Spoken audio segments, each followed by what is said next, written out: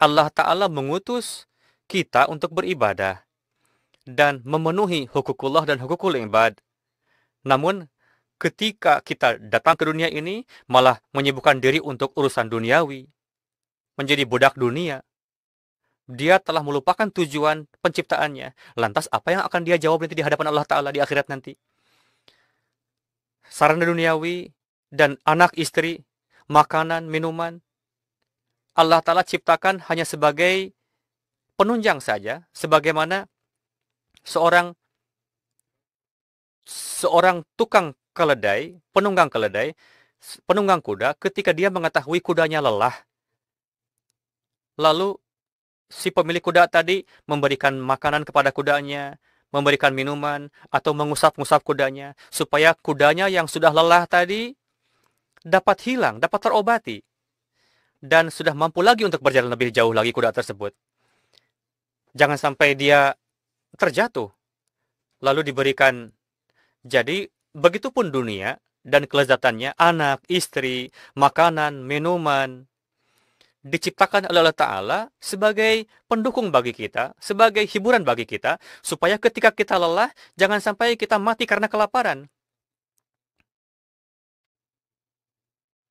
Jadi, ini semua diperbolehkan sampai sejauh itu, supaya manusia di dalam pemenuhan ibadah dan hukukullah dan hukukul ibad, itu dijadikan pembantu, pendukung bagi kita, anak istri itu. Jadi, benda-benda duniawi itu adalah ciptaan Allah Ta'ala untuk memenuhi hukukullah dan hukukul ibad. Untuk menjadi penunjang bagi kita dalam memenuhi tujuan penciptaan manusia. Jika kita hanya sibuk dengan itu, maka seperti halnya hewan, dan itu akan menjadikan kita sebagai musyrik. Dan itu bertentangan dengan Islam. Benar yang dikatakan bahwa khurdun baraizistan wa zikr kardan ast tumawat kezistan azbare khurdan. Jadi makanan dibuat untuk mengingat Allah Ta'ala.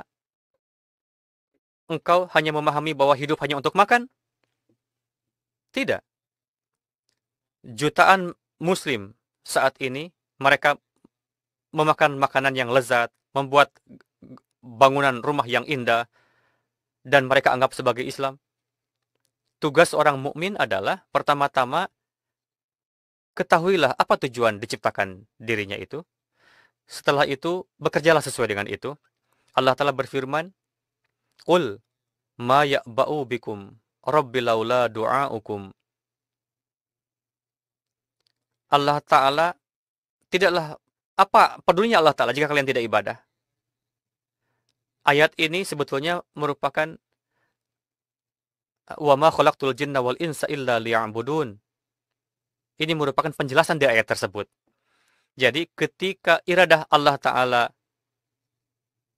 hanya untuk ibadah dari penciptaan manusia itu, maka bukanlah